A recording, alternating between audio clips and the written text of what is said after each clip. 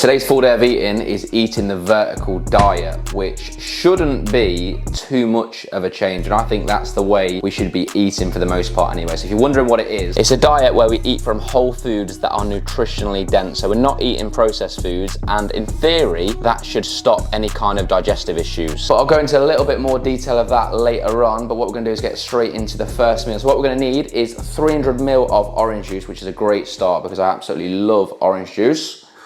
We're gonna need 3 large eggs, 40 grams of half-fat cheese, and 4 strips of bacon. And here it is, there is meal number 1. I should have probably researched this, but I'm pretty sure you're not allowed ketchup with your meal. So I'm gonna go put this back, and I'm just gonna absolutely raw dog this meal. No seasoning, no sauce, but you know what? Sometimes it's actually good to taste the food rather than the sauces. To be fair, the bacon is a little bit salty, but the cheese, that's melted on the eggs really nice. So win some, you lose some, eh?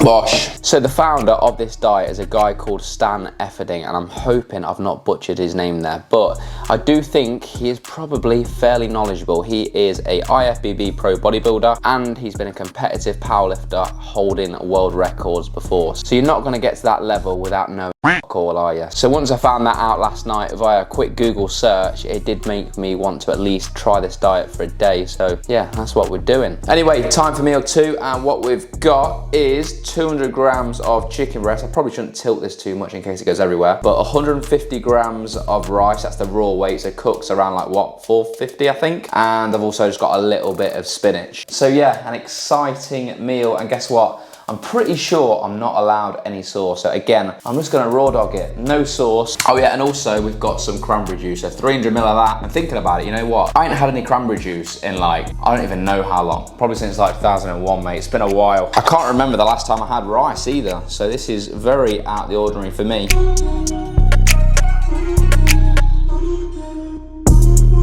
Right then, meal number 3. So before I go over what I've got, I'll just let you know how I'm feeling. So the time is now 2:45, and I'm a little bit hungry. I think it's because I'm eating foods that aren't as satiating as what I normally eat. Well, that's definitely the reason. Normally I'd have more like oats, potatoes and stuff. I feel like rice really doesn't do a lot for me. Why is that door hitting me in the face? I feel like rice for me don't do an awful lot for me. I think it's an overrated food. However, I did enjoy it when I had it, although it was plain with no sauce. Anyway, I'm waffling now. This meal, what we've got is 300 grams of Greek yogurt, 30 grams of almonds, and 1 orange. It's gonna be a day of no whey protein, no sauces, no high FODMAP foods. A little bit different to normal, but we're going with it. Anyway, there's meal 3.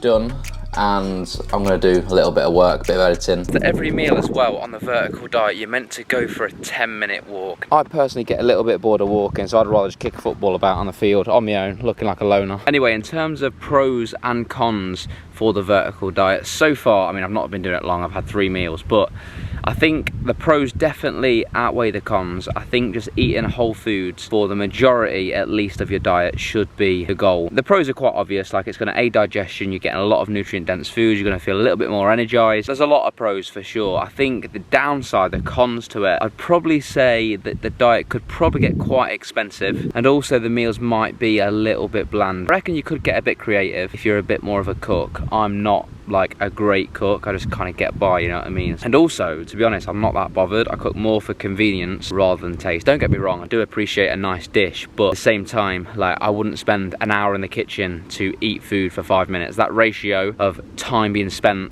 you know, ain't in favour. And here we have the last meal of the day. So what we've got is a glass of water along with the food, of course. We've got 250 grams of beef mince with some peppers and spinach again, and we've got 150 grams of rice. Again, that's the raw weight. So this being the last meal brings the total macros up to just over 2,900 calories. So I'm a little bit under my daily target, but I went a little bit over yesterday, so that's sound. And the protein intake is actually 216 grams. That's certainly enough for someone like me that only weighs 166 pounds. What I've took from this vertical diet today so far is I'm probably gonna start eating rice again.